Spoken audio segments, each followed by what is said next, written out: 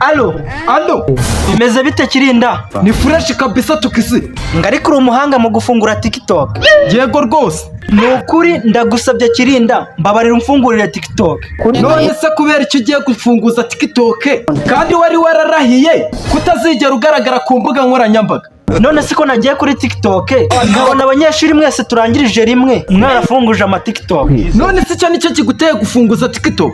Yego rwose nagize gufunguza TikTok ku rubyiruko rurangije amashuri, ni gahunda ya leta. Wapi mani, gufunguza TikTok ni ukubura uko umuntu agira.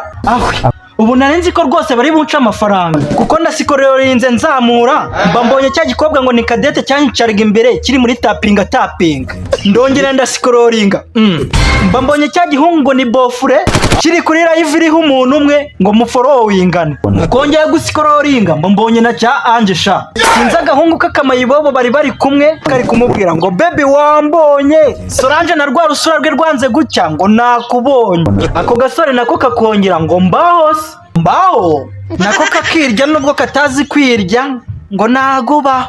Wowe se shaka iwanyu muri abakiri ubushomeri butakugezeho, ese ubundi wowe usigaye ubahe kuwabuze?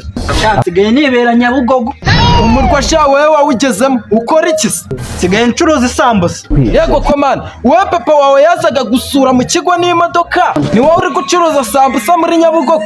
Yego man, ibintu byarahindutse sigaho. Papa amagambo yambwiye niyo yatumye mva mu rugo. Ubwo amagambo yatuma uva mu rugo ameze ati? Hari saa moya z'ijoro mba nyinguye igipangu. Papa barambwiye ngo iki gipangu kinguye umenye ko atari icyawe, ukeneye kuzajya gushaka icyawe. Noneho irindi jambo ryatumye mva ku izima, narindi kuvugana n'umuntu namubonye mba ndavuze ngo mu rugo dufite imodoka.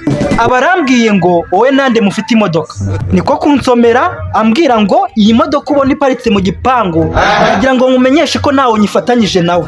Niko gucangamo uhita werekeza y'umujyi. Yego rwose njyewe ntago nari kwihanganira izo nyuro, mpita nigira i Kigali. Ariko viye mbonye amafaranga ibintu namukorera. Ubwo wamukorera ibiki? Namuciye ubugabo nitaye ko yambyaye mwamenya ko. Ubwo bugome ndenga kamera ntuzabukore bagufunga. Ariko uzi nimbe namwe sha mwebwe mu kibi wanyu.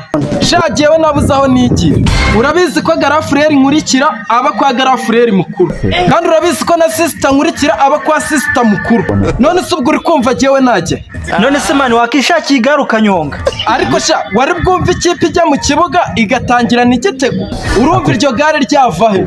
Ako sha wowe uracyateta. Nge nza mu mujyi nari mfite amafaranga y'ikode.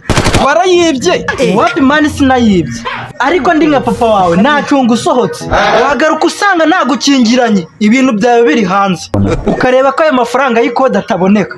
Kavuna umuheto sha, reka nitahire nasanga papa yanyingiranye. Sha leta nidahaguruka ngo hagire igikorwa, abasore muzajya mugira imyaka 40 mukiri mu rugo.